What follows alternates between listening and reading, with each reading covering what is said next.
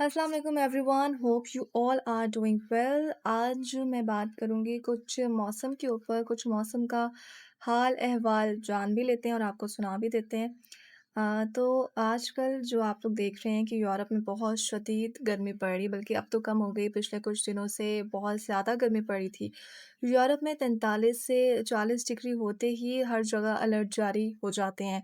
School बंद हो जाते हैं, सड़कें खाली हो जाती हैं और हुकूमत भी ये ऐलान कर देती है कि घरों से कम निकला जाए और घर के अंदर रहें, ठंडे पानी का इस्तेमाल करें, ठंडे मशरूबात पिएँ और बाहर निकलने से गुरेज़ करें।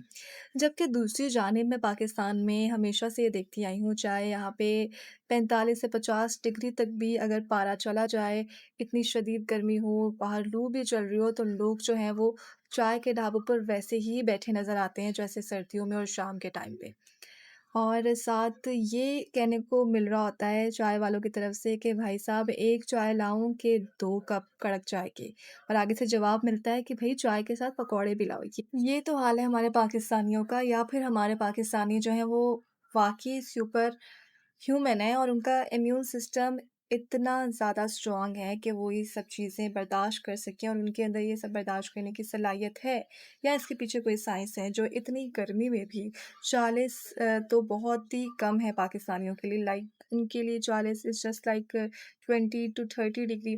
45 से 50 इवन 55 डिग्री में भी मैंने लोगों को उस तरह से एहतियात करते नहीं देखा जैसे मैं यूरोप में 43 डिग्री पे 43 से 40 मैक्सिमम वहाँ पे हुआ है टेम्परेचर, वो भी कुछ दिन के लिए। तो जिस तरह के हमने हादसात देखे, अमवात इतनी हो गई हैं, लोगों से बर्दाश्त नहीं हुआ।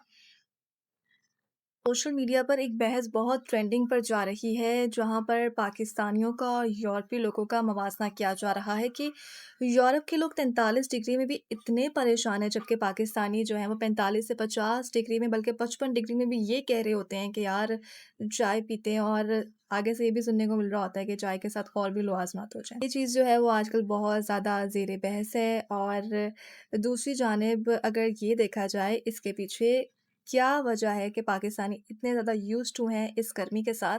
तो पाकिस्तानियों का गर्मी से ताल्लुक़ जो है ना वो बचपन से ही है, जब जून-जुलाई की शदीद गर्मी में इतनी ज़्यादा लोड शेडिंग हुआ करती थी, और अब भी वैसा देखा जाए तो वही हाल है। लेकिन उस ज़माने में जो हम सुनते हैं अपने बड़ों से भी, और कुछ-कुछ हमारे टाइम पे भी बहुत ज़्यादा लोड शेडिंग होती थी, बल्कि हमारे टाइम पे भी होती थी लोड शेडिंग। और जब हमें पेरेंट्स ये कहा करते थे, माँ की तरफ से एक ही आवाज़ आती थी कि छत पे चले जाओ या बाहर खेलने चले जाओ, वहाँ हवा चल रही होगी तो हवा लग जाएगी। तो इसी वजह से जो हमारा जिस्म है ना, इन सब चीज़ों का आदी हो जाता है, गर्मी सहने का, गर्मी को बर्दाश्त करने का। दूसरी जानिब अगर देखा जाए तो यूरोप में जो है वो एसी भी नहीं होते, और वहाँ के जो घर होते हैं वो सर्दी के लिहाज से बनाए गए होते हैं। सर्दी से बचने के लिए मोटी दीवारें बनी होती हैं, बंद खिड़कियाँ बनी होती हैं।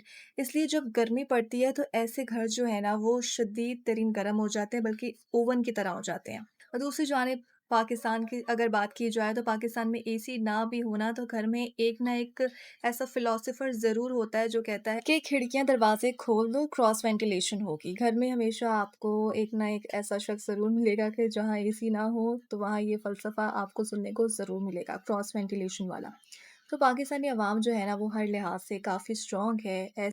यहाँ किसी का किसी के साथ मवाज़ना नहीं किया जा रहा, लेकिन पाकिस्तानी लोगों की ये बात बहुत कमाल की है कि चाहे 45 डिग्री हो, 50 डिग्री हो या 55 डिग्री हो, वो चाय से दूर नहीं भागते। और उनका ये मानना है कि अगर गर्मी में जितनी ज़्यादा गर्मी होगी, अगर आप कोई गर्म चीज़ पीते हैं तो आपकी गर्मी निकल जाती है।